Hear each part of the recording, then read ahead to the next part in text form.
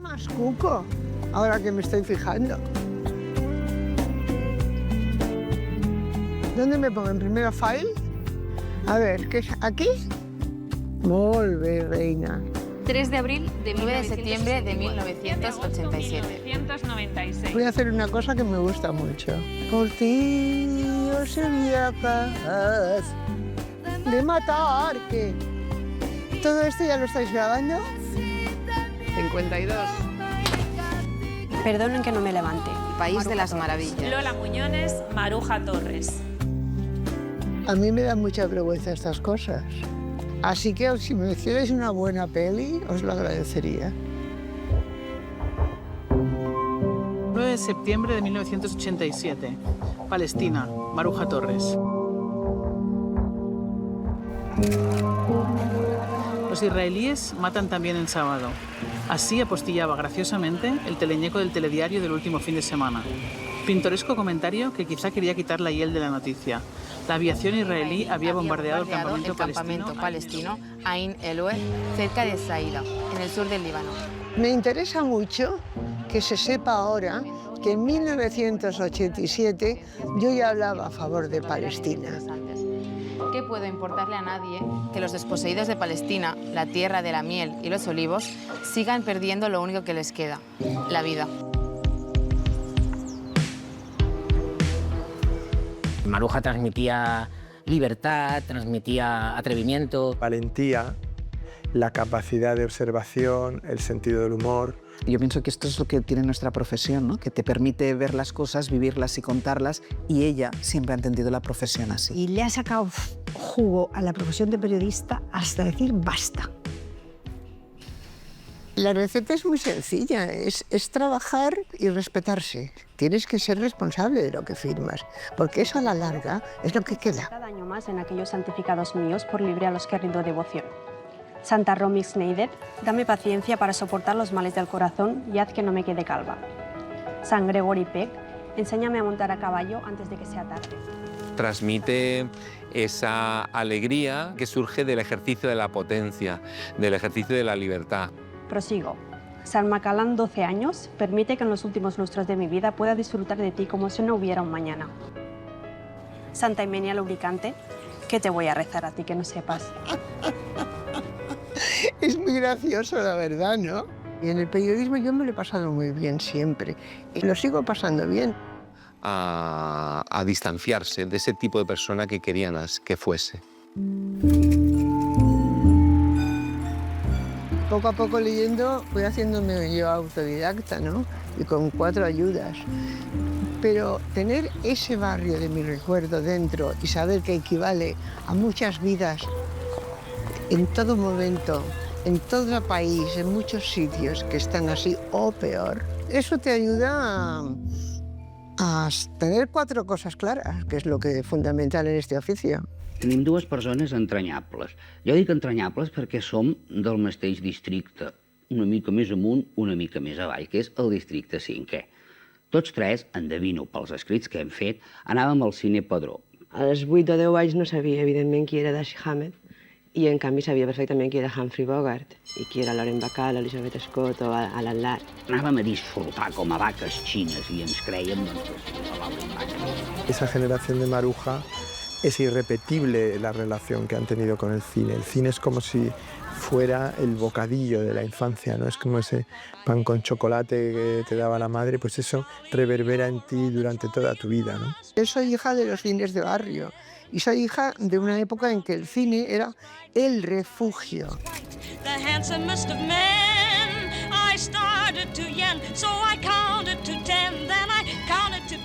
Y podíamos vivir historias que eran interesantes, o sea, porque nuestra vida en aquel momento era insulsa y de pesadilla, ¿no? Tú cuando esta etapa así como un poco gris que teníamos todos en nuestra adolescencia, tú algún día... Parda, diría yo. Parda. Gris, parda, Yo no sí. quise decir esa palabra, es muy deprimente, pero en fin, ¿tú algún día pensabas que estaríamos aquí en unos estudios de televisión como si fuese mismamente la Metro Goldwyn Mayer, tú viniendo de... Y a los 14 años conozco a Terence Moix.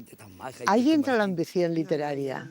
Con Terence entra la ambición no por la literatura propia, que también un poco, pero muy descontrolada y muy absurda, sino por la literatura ajena.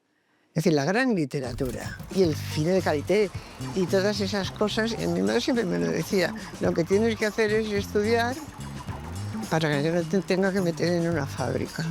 Y la meta era una oficina y la oficina se podía entrar a los 14. Cuando tú veías esas películas que estabas trabajando, me has contado los almacenes Capitolio, yo siempre digo de empaquetadora de bombillas, pero no sé si no era es cierto, eso. Era ¿No? aprendiza en las oficinas. Ah, bueno. Un poco más de categoría. Pero es más romántico empaquetando bombillas. Fíjate. Empaquetaba albaranes. Oye, y más de un jefe empaquetarías, porque tú siempre has sido muy rebelde y muy de no... Muy rebelde y muy social. Todo eso va acompañado por...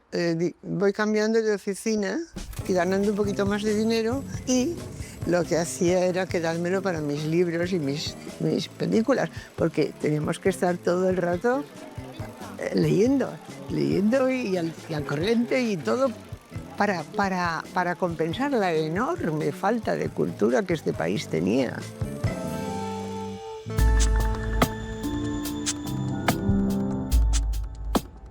Le ruego que publique mi carta, o al menos parte de ella. Tengo 21 años recién cumplidos, con lo que quiero decirle que no soy ninguna niña, ni me chupo el dedo. Conozco bastante a fondo el elemento masculino y el femenino, y lamento no coincidir lo expresado por Lord. No soy mojigata, ni estúpida, y podría presentar... En 1964 yo estaba abriendo los ojos a la vida.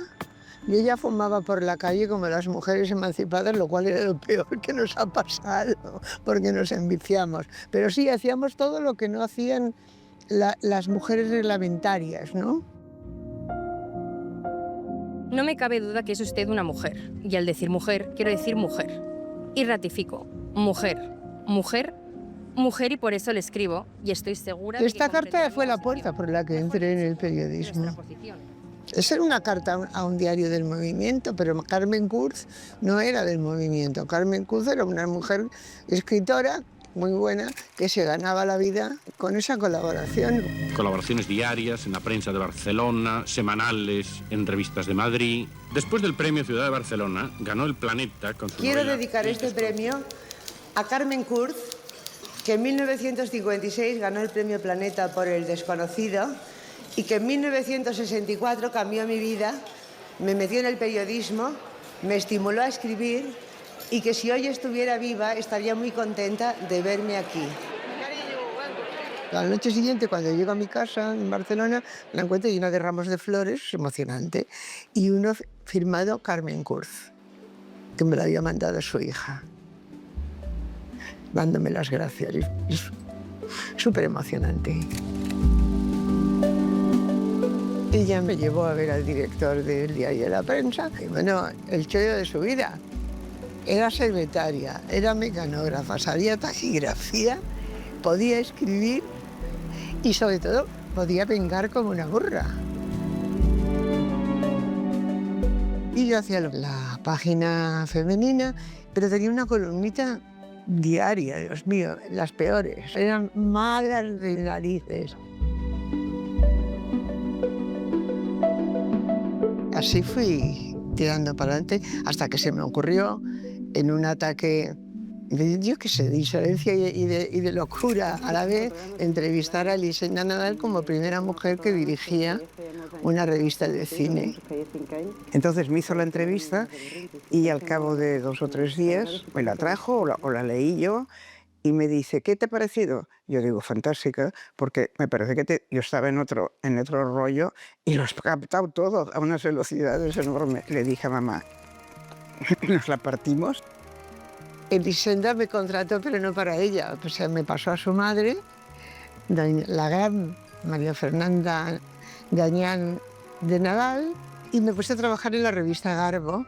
Fue un poco descubrir un mundo en donde las mujeres, tanto en Garbo como en Fotogramas, que estaban en el mismo piso, valían y hacían cosas.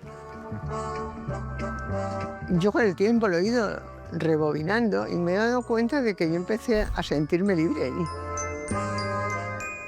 Es que la gracia era esta. Digo, ni se te ocurra escribir como en los periódicos. Tú escribe como hablas. Sí, esa fue la frase que me marcó. Me dijo, escribe como hablas. Barbudo, mofletudo, adorable Fernando Rey. Actor hasta la médula. Esa extraña naturalidad como ser rubio, ser alto o ser tímido. Actor por encima de todo, pero con aspecto de filatélico sesudo. Adorable, repito. Perdona, però estic escrivint un article molt important. ¿Me das el da? Era una revista desenfadada que utilizaba la ironía para denunciar cosas con la capa del humor y siempre quejándonos de la censura. He recuperado crónicas y columnas de aquella época, de la Maruja, donde ella daba muestra de un talento satírico, tiene una mirada afilada, suele ser muy divertida, muy punzante, como ahora, pero ya de joven tenía algo temible. Yo personalmente empecé a desarrollar sentido del humor. Y la Maruja punky sale de ahí. Y desde todo no la he dejado.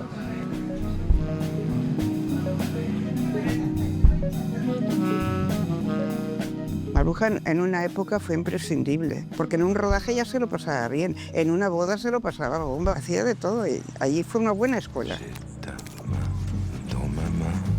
Mi primer encuentro con Luis Berlanga y Michel Piccoli se produce en uno de los salones vacíos. Luis me abraza y, como siempre, me recuerda que en una ocasión le apliqué la definición de seductor en un reportaje. Nuevamente intenté rebatir con modestia. No sé de dónde lo sacaste. Más falso que un duro de chocolate, el maestro. Así es como le llaman los idólatras que tiene alrededor.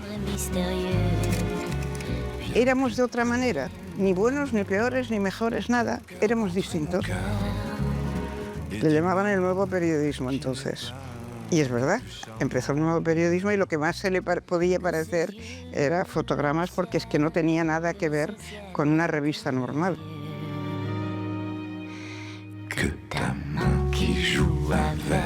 Como estoy marcada por el cine desde mi más tierna infancia, que hace muchísimos años, resulta que lo único que sé del amor lo sé por las películas y por experiencias personales que nada tienen que ver con las películas. Es decir, que la mujer siempre sufre en el cine. En la vida, pues he sufrido bastante también. El servicio social se dividió en dos fases. La primera de formación, la segunda... Era una sociedad que no contaba ni con la mujer profesional, ni con la mujer creadora. En realidad no contaba con la mujer. De amas de casa y madres de familia. Claro, aquí, en aquel momento, no había una teoría feminista, pero sí que entre un tipo de mujeres profesionales, tal, sí que había una actitud muy independiente de querer marcar unas normas distintas y Maruja era de estas. Sí, con Maruja coincidíamos en la vida social. Por ejemplo, nos gustaba mucho bailar. Boccaccio fue el local emblemático de la Barcelona de finales. Yo no era de Boccaccio y Maruja había ido alguna vez, pero no éramos de Boccaccio. Era un sitio estupendo para pasar la noche, pero no era Boccaccio, solo era lo que llamamos la Bois Divine. Y yo iba de enviada especial de fotogramas a la Bois Divine. Pero yo luego volví a vivir en el barrio chino. Éramos mujeres más al margen, al margen de la vida, yo creo.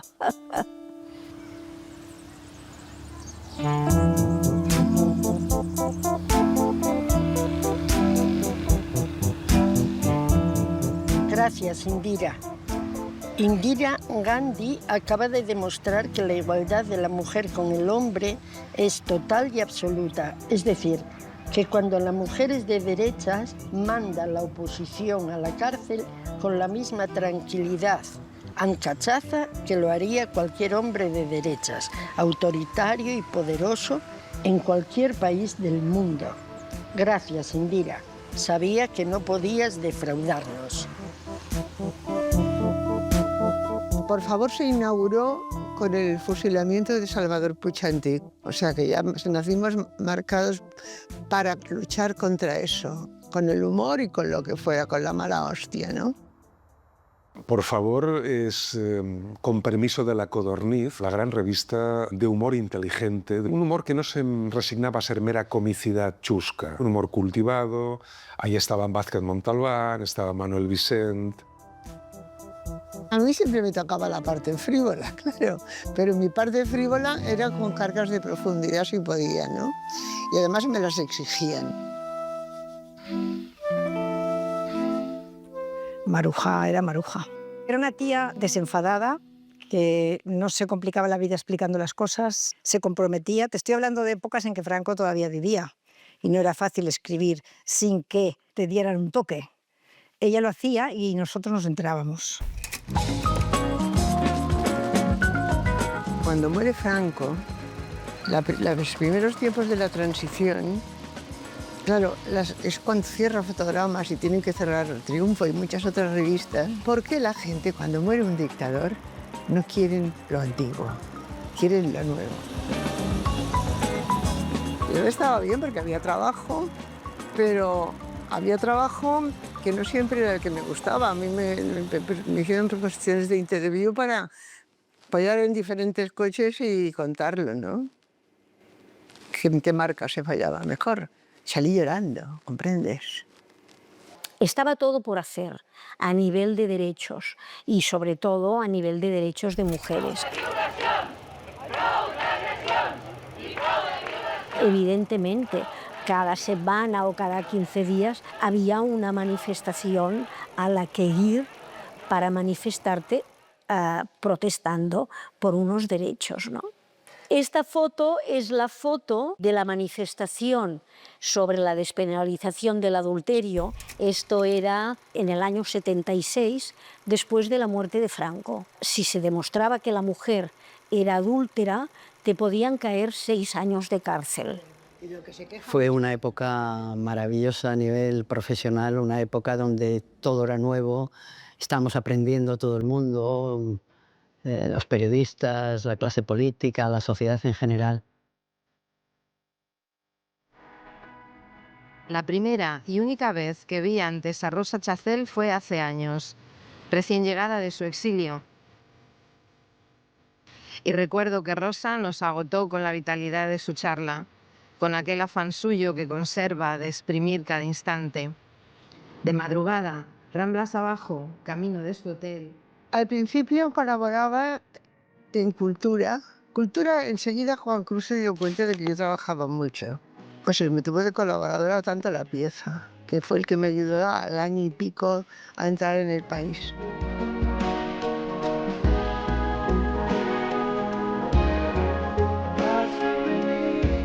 Yo he conocido mucha gente, pero la rapidez mental de Maruja siempre me ha parecido alucinante. Y luego muy generosa a la hora de trabajar con ella. Por el amor de una mujer. En el 83 hicimos la primera gira con Julio Iglesias aquí en España, venía ya como triunfador. Más ese tiempo que perdí ha de servirme alguna vez cuando se cure bien mi herida. Julio coqueteó descaradamente con el público durante todo el recital, sin perder de vista, sin embargo, que allí, en el monstruoso escenario, estaba cantando. Julio se dedicó a alargar, a chuchar, ensanchar, arrastrar y desmadrar, dentro de un orden claro, esa voz de almíbar que las pone como una moto, a las fans naturalmente. Ella tenía un gran manejo de los registros lingüísticos, entonces es capaz de combinar paródicamente registros cultos con registros populares. Ella informa porque es periodista, pero luego tiene ese toque, que es el toque Maruja Torres, que eso es, vamos, la diferencia de todos los demás, donde ella pone, bueno, un poco lo que piensa, cómo lo ve, un poco retrata en cada crónica al personaje, ¿no? ¿Recuerdas que fue el final de aquel famoso mes que le seguimos? ¿Cómo se nota que estaba esperando hacer un libro sobre él y le hice la pelota? El libro es una especie de esperpento, de deformación de la prensa del corazón, Julio Iglesias, la novela rosa. Y entonces, ella ahí se inventa un personaje que es un trasunto suyo, un alter ego suyo, que se llama Encarna Alférez. Y Encarna Alférez, que es Maruja Torres, es la protagonista de este libro. ¿Qué es lo que te falta por hacer? ¿Qué te gustaría hacer en periodismo? Yo siempre digo que me quiero ir a una guerra, pero es que ya lo he dicho tantas veces. Yo estaba ya harta de cultura, pero llega un momento en que te cansas de contar lo que cuentan los otros sobre la vida y quieres contar la vida, ¿no? Prefiero que no hayan guerras, claro. Pero ya que las hay, y hay que contarlas, porque no me pueden mandar a mí. Y yo ya empecé a desgañitarme, entonces pidiendo otras cosas. Siempre fui a pain in the ass, o sea, un grano en el culo. Y me prometieron que sí, que si me iba a Nueva York a hacer un reportaje sobre la Gran Manzana, luego me volvería a ir a esos sitios.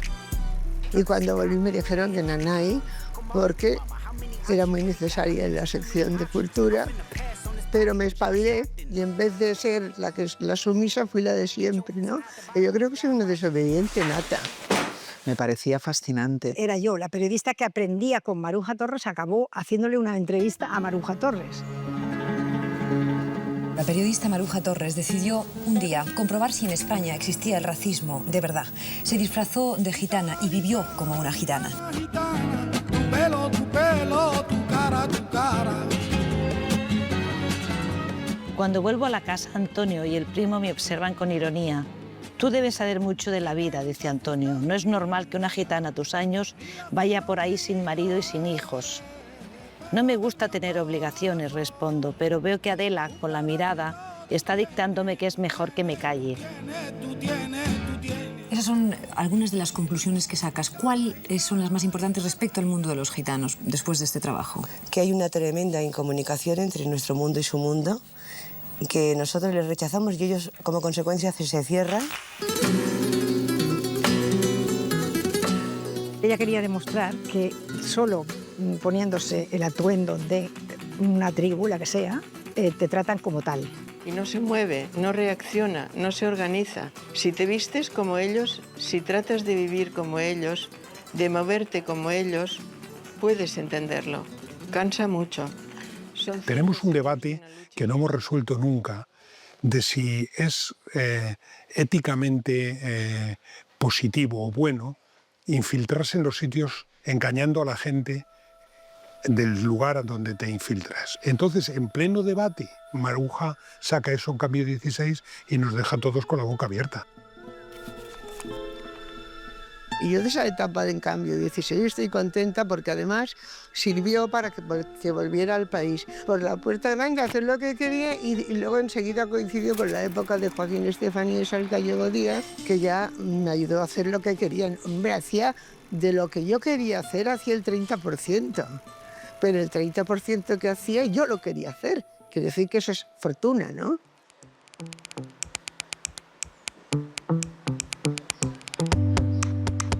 Yo soy de una generación que no tuvimos maestros en periodismo. Estaban todos o en México o en Argentina exiliados o muertos. Yo tuve de maestros a los que trabajaban fuera. Morián estaba como un cencerro cuando vino aquí ya. Pero fue maestra de muchas periodistas. Por supuesto. Españolas. Por supuesto. Por lo menos de unas cuantas. No, de las vamos. Que yo. La Falacci no se corta un pelo, es una periodista culta, muy buena escritora, cultivada y documentada, pero a la vez muy corajuda. Que estuvo en la matanza de Tenochtitlán, que estuvo en Vietnam y escribía libros, me leí sus libros. O sea, yo tenía ansia de tener estilo, como tenía la Falacci. Yo creo que deslumbraba a la Torres, que tenía un talante probablemente parecido, y son mujeres de armas tomar, en el mejor sentido de la palabra, ¿no? Las dos. Era una mujer emancipada, típico producto de la segunda mitad de este siglo, el XX, inteligente y capaz. Tenía todo lo que una mujer liberada puede ambicionar. Ideas respecto al mundo que la rodeaba, varias habitaciones propias con vistas, dinero y hasta Rupert cuando lo necesitaba. Pero en su vida existía un gran vacío. Le faltaba un hombre.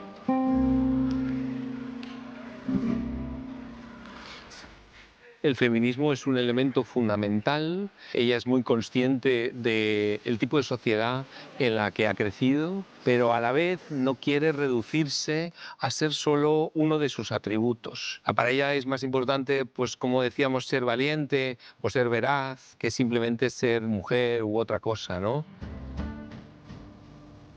A Lola, en pleno desarrollo de su quehacer profesional, se le cayeron las gafas y sin darse cuenta las pisó. 5 varones de la oficina, 5, se levantaron como el rayo para socorrerla. Poco a poco, la buena de Lola iba constatando que cada vez que cometía un lapsus y emitía una brillante opinión, había un inexplicable retroceso en sus relaciones con los hombres. Y cada vez que eso sucedía, Lola no tenía otro remedio que amputarse nuevamente algo. Ahora una pierna, ahora otra, ahora una oreja. Creo que acababa cortándose las manos o algo así. La verdad es que creo que es de mis artículos más redondos porque es fresco y tiene muy mala leche, ¿no? Muy mala leche. Crítica irresponsable. Ella fue pionera en este tipo de reportajes en primera persona, ¿no? El no ser objetivos, pero ser honrados. Me está pasando a mí, lo estoy viendo yo y te lo estoy contando, tienes que creerme. Y además, yo no soy neutral. Te voy a contar los hechos tal como son, pero te voy a contar lo que pienso sobre los hechos también. Jerry se siente surafricano y quisiera poder vivir en paz entre los negros, pero sabe que es demasiado tarde. Era una generación muy brillante. O sea, uno leía el periódico ya no solo por interés social. Muy individual. Y en ese sentido pues era más complicado y había que dedicarla más tiempo que a otras personas. Porque ya tenía sus intereses, los sitios a donde le apetecía ir y la capacidad de convencer de que así tenía que ser. Para sacárseme de encima me daban los reportajes. Yo les gozaba mucho, era tan feliz haciendo eso, mirando, observando, quedando con gente, aprovechándolo todo para el reportaje. Entonces yo era de las que se confundían con el paisaje. Cada vez que encargabas una cosa a Maruja era un éxito del periódico. Sí, era una enviada especial a sitios difíciles y que se ofrecía para todo. Cuando todos teníamos problemas y todos teníamos familias y todos teníamos cosas, allí estaba Maruja.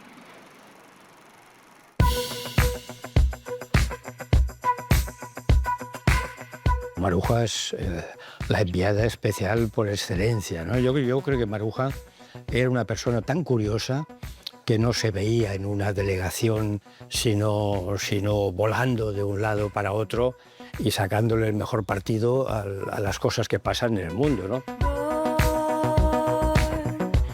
Era una persona muy obsesionada en ir al fondo de las cosas, en entender los procesos. Se documentaba mucho, tenía muchas fuentes, tenía muchos amigos en todos los sitios a donde iba o los hacía para la siguiente vez que fuese, porque en casi todos los sitios a los que fue volvió.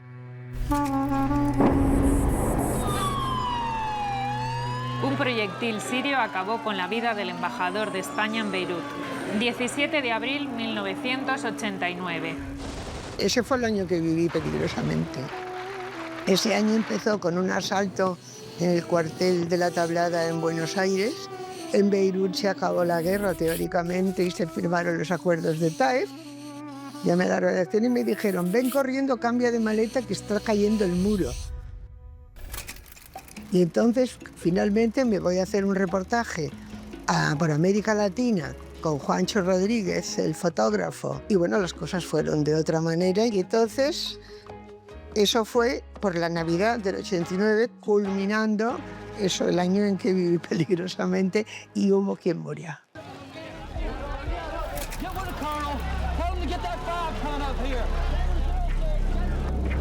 Y llegó a Panamá pues, en el momento de la invasión norteamericana, ¿no?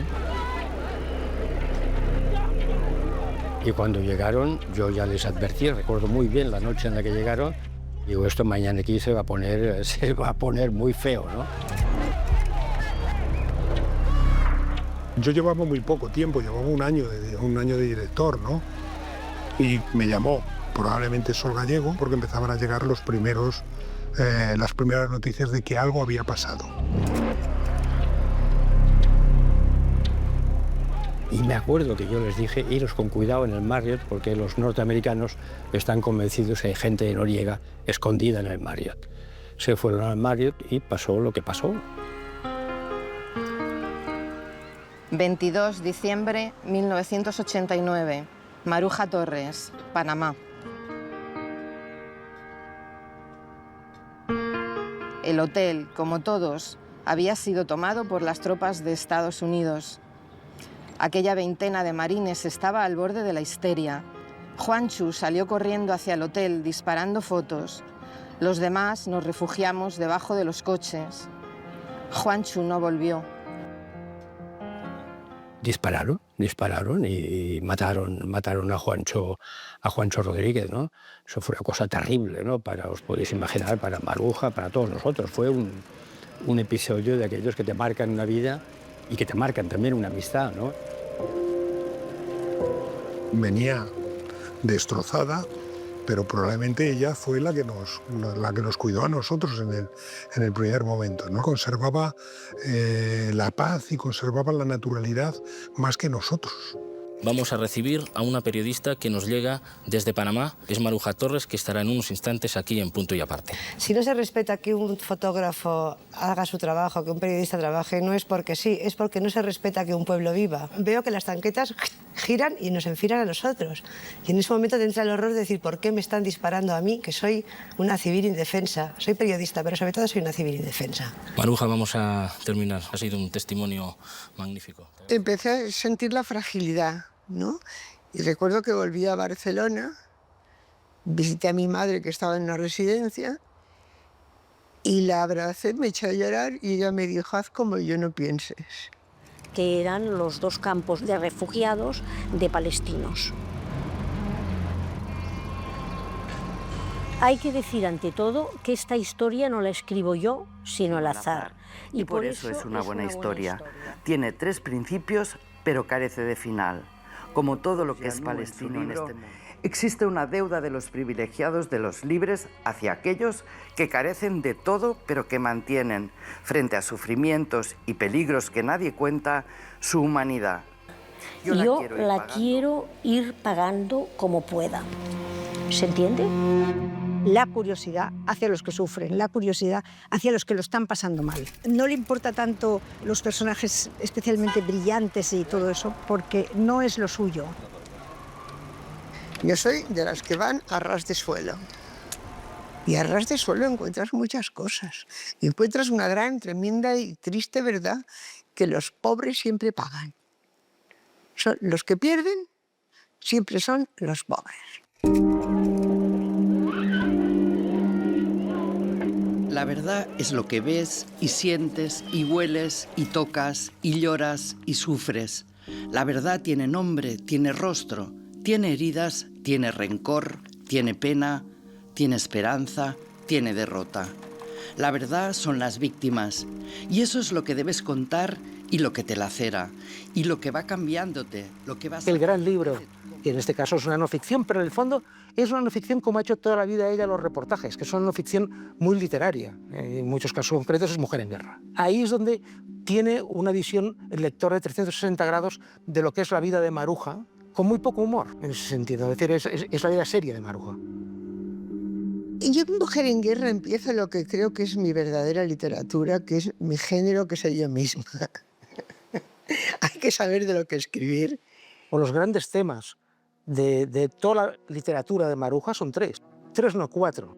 Es el Raval, ella misma como persona, el periodismo y Beirut.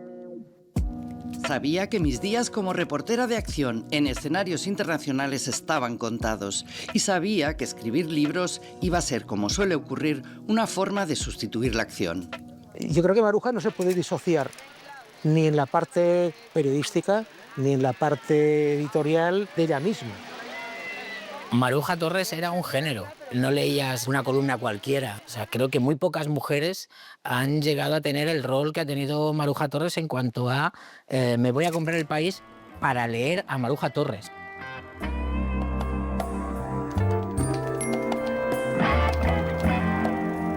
El desparpajo es fundamental, viene de pan y de resis, que quiere decir todo y decir, es decir, decirlo todo. Entonces es un concepto muy importante y ella lo practica. Ese desparpajo es una cuestión casi política o ética, porque se trata de defender la libertad siempre frente al poder, ¿no? A pesar de todos los riesgos que hay. Es mucho mejor que repartir butano, no me seré yo quien me queje. No se casa con nadie. Yo no creo que la hayan invitado demasiado desde el poder, porque Maruja siempre le encontraba la arruga, la camisa bien planchada. Entonces Maruja tiene esa cosa de periodista que va a resultar incómoda allá donde la lleves. Recuerdo columnas suyas del verano que eran muy crueles con lo que se llamaba entonces la Beautiful People o la Jet Set, y ponía a la gente bastante a parir. Hogueras de agosto, Maruja Torres.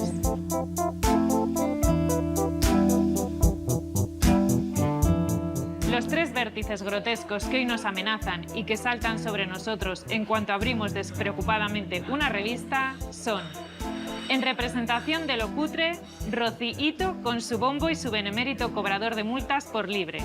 Que se le ocurriese llamar a la hija de Rocío Jurado Rocío Ito, pues ella ponía Rocío Ito, Ito con H, entre un emperador chino y una, bueno, pues decir que era un hito aquella muchacha, ¿no? Que acababa de aparecer en la prensa del corazón. A mí eso me fascinaba. Aprovechaba la gente para retratar un mundo a veces surrealista, a veces divertido y a veces infame también.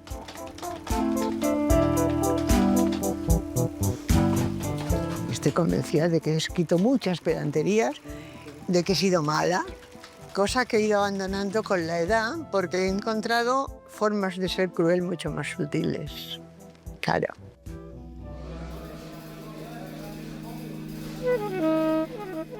Lo peor que puedes ser es enemigo de Maruja. Cuando ella quiere que notes que te llama estúpido, no te llamará únicamente estúpido. Lo adornará de una manera mucho más ácida, que es muy difícil encontrarse a alguien con tan poco filtro. Ella era Maruja Torres y podía escribir eso de la manera que lo hacía. Tiene un estilo propio, viendo, pensando y escribiendo, y es lo que el lector agradece. Una Maruja más descafeinada no nos hubiese gustado.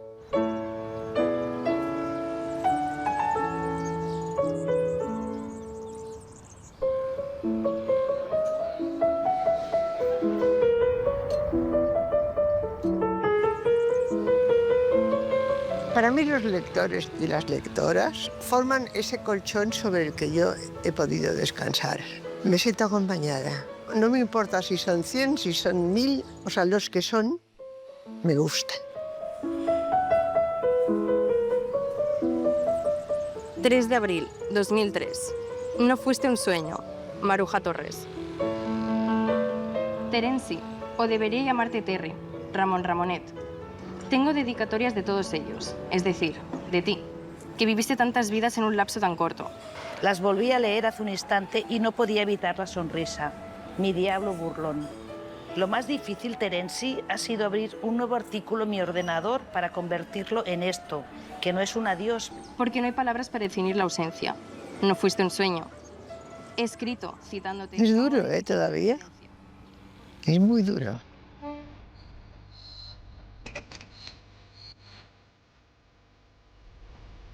Lo conocía con 14. Él tenía 15 y me dio cultura, me dio amistad, me dio discos de Julien Greco.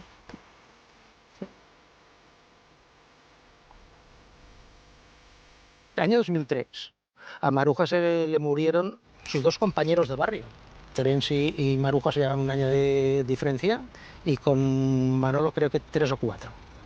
Pero eran, digamos, los tres del Raval, que curiosamente los tres se dedicaron a la literatura, curiosamente los tres fueron Premio Planeta y los tres se llevan especialmente bien. Esperando en el cielo es el libro más entrañable y cariñoso de Maruja. Terenci me pasó el brazo izquierdo por los hombros y me atrajo hacia él.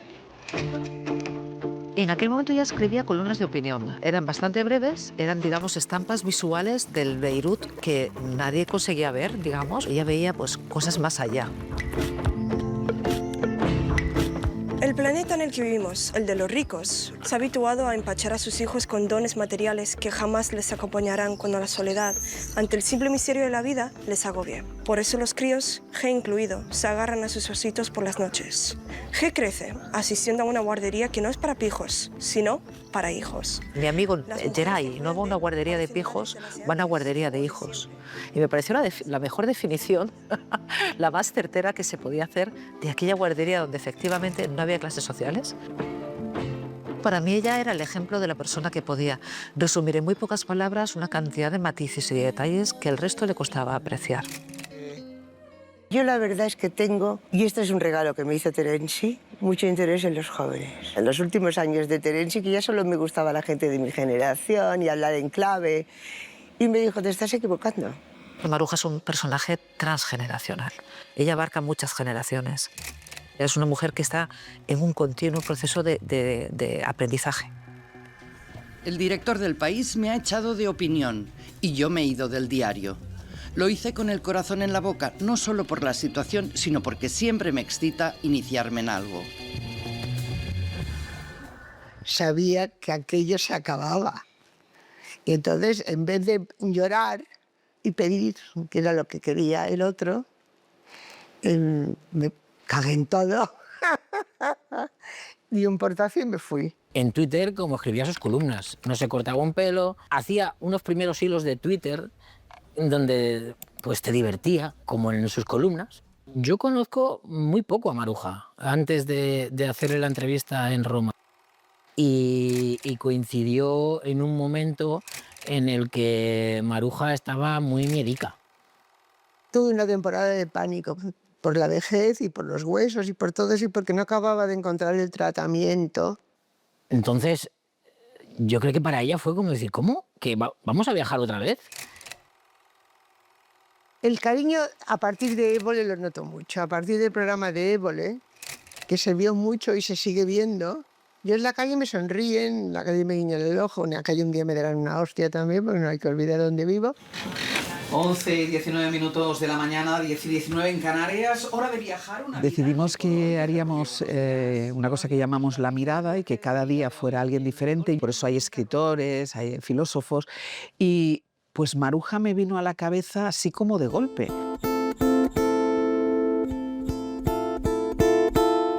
Ya os vendía a todos y todas. Por razones literarias que no vienen a cuento, este verano necesité un globo terráqueo. A mí sus columnas leídas por ella me gustan mucho, porque ella tiene un punto de payasa. Y entonces yo creo que le da todavía más fuerza, porque le da más intención a lo que escribe. Al Estado judío todo le sale gratis. Y mira por dónde, mirando por el mirador, podemos mirar al que mira y reafirmarnos en intentar cambiar el mundo con la fuerza del bien. Maruja está envejeciendo de una manera fantástica, porque tiene tan claro lo que piensa de las cosas, tiene unos principios tan brutales y tan bien asentados que eso es lo que traduce en cuando lo cuenta. Ella es muy presentista, a pesar de que este documental trate de toda su vida, de su biografía, como es lógico. Ella está muy comprometida con el presente y con el futuro. Y esto me lo he puesto aquí ahora, porque cuando se vea este Imprescindibles, que se recuerde que en el otoño de 2025 llevábamos ya 2 años de genocidio.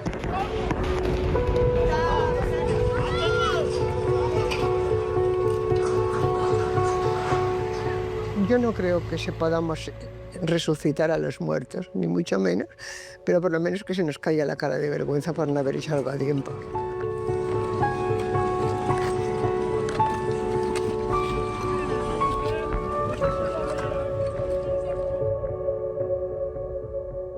Todos los días, a poco que entréis en su cuenta de Blue Sky, veis que Maruja sigue colgando, sigue estando peleona, encima en estos tiempos siniestros que vivimos. Hay mucha gente que le está muy agradecida a Maruja, porque ha hecho y ha dicho lo que, en el fondo, muchos han querido decir y no han dicho y no han hecho. Yo creo que ahora está en un momento, en un tercer acto, muy dulce. Me gusta su sentido del humor, me gusta su risa. Es que, vamos, es una tía que le da importancia. Maruja le da importancia a las cosas que tienen importancia y ninguna a las que no lo tienen. No tiene manos para curar heridas, no tiene piernas para cruzar la vida, no tiene ojos que le lean el alma, ni tiene oídos. Ella vende una visión pesimista porque a veces es cínica y es muy... Pero por debajo hay soterrado un optimismo porque si fuese tan pesimista nos daría por perdidos al ser humano. Y ella no da por perdido al ser humano. Sigue siendo la niña que grita el emperador está desnudo. Y necesitamos, más que nunca, niños que nos digan el emperador está desnudo. Pero no encuentra nido.